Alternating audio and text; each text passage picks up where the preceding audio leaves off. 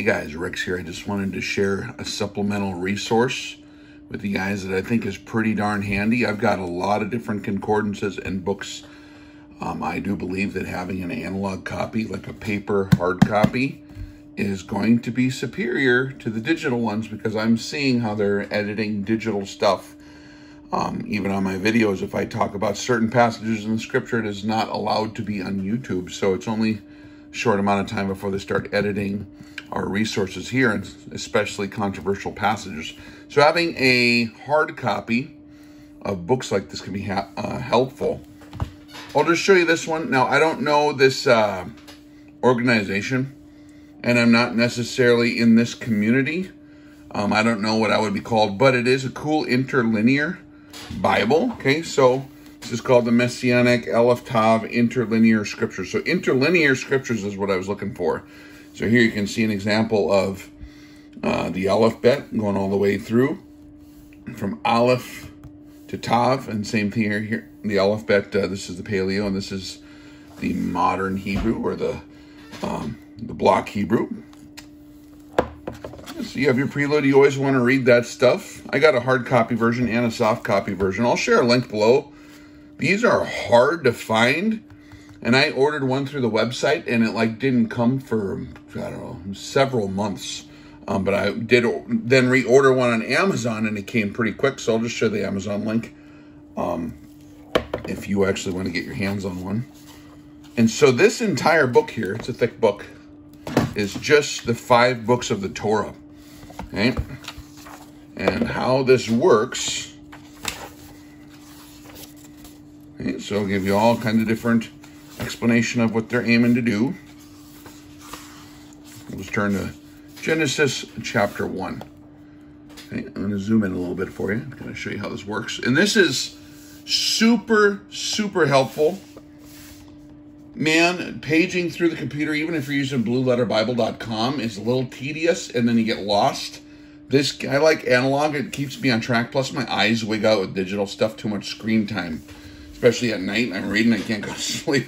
So this is cool because what do we have? We have is presented like an English person would read it from left to right. However, it is going through the exact words in the Hebrew as if it was right to left. But dig this. So in the beginning created Elohim the heaven and the earth, and it was without form and void and darkness upon the face of the... See how it's a little different reading? That's because the way they wrote this is just to match the exact Hebrew in the order the Hebrew is offered. And you see every single word interlinear next to the English. How to spell it out? Right here, let me zoom in a little more. So in the beginning, Bereshit.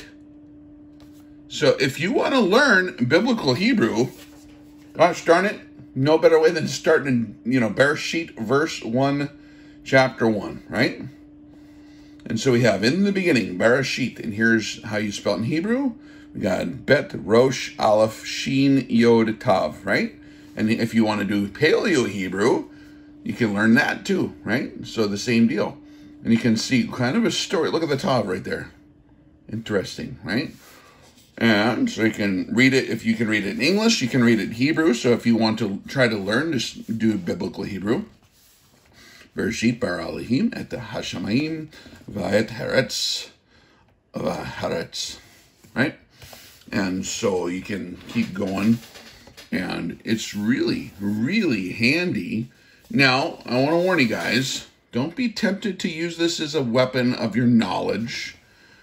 Where I find practical application is where I'm stumbling over something that just plain doesn't make sense in the English, or where I think that sometimes there are deceptive ways things seem to have been presented in English, because when you look at the original language, there's a number of different ways those words could have been thrown over into the different languages, right? But here you even have the reference number, the Strong's reference.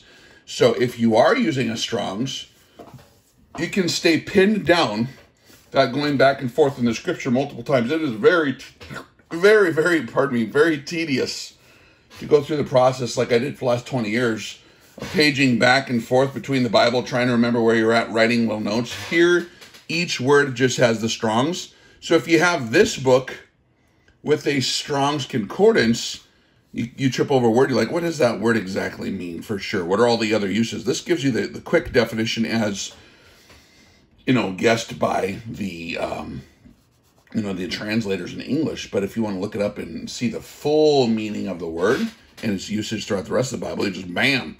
So between this book here, it goes through all of Genesis, really, really cool.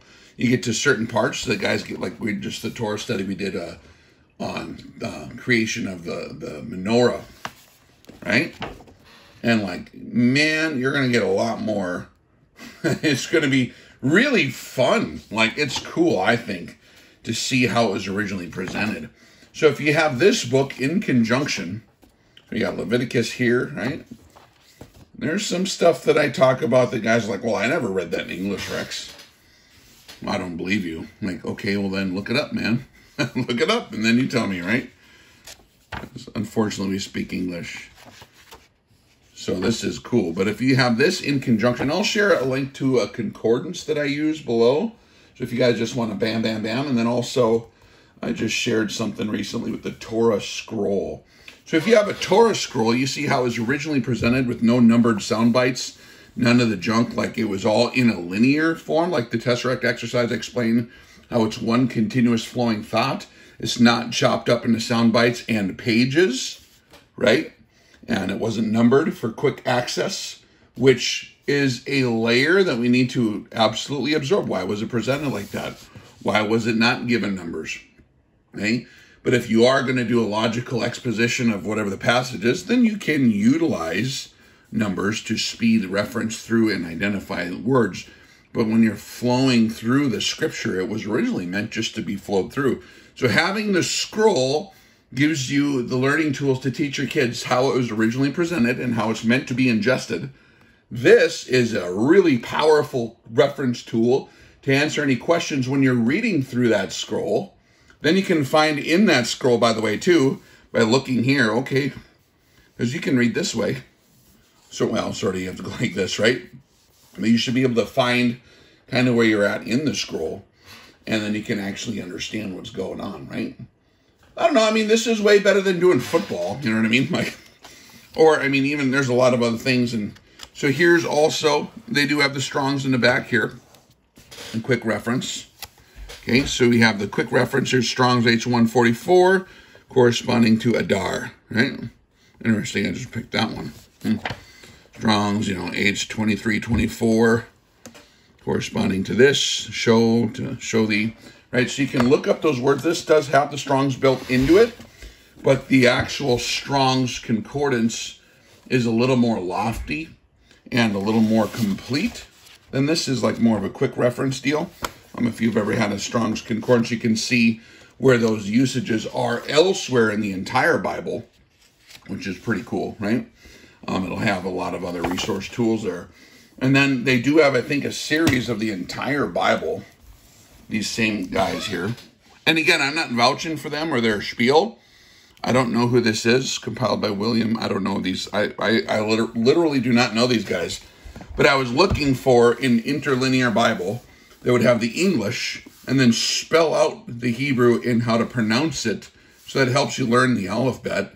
And then it would have the, Hebrew words here, right? And then even as the Paleo Hebrew, this is just set up really cool. And so I thought it was handy. This is a hardcover. I'll send you an Amazon link to whichever one I can find that is available. These, like I said, I looked for one of these for like a month, and I'm pretty good at searching stuff. And the other ones were slow, so I'll send you the link to that. I'll also send you a link to the Strongs that I use, because it's powerful to have the multi-levels of tools, different size wrenches for the job. And then also an original scroll, if you missed that one. It's cool to have the original scroll. I opened up with my little guy, and it was like, it was really cool to learn how to be. You're super careful with it as you're unrolling it. What a treasure. So thought that would be a blessing for you and your family. If you really like the Bible stuff, those are three things that will add a lot of dimension to your other, other Bible tools you got. And having it in hard copy is superior to digital. Rock and roll, Rex out.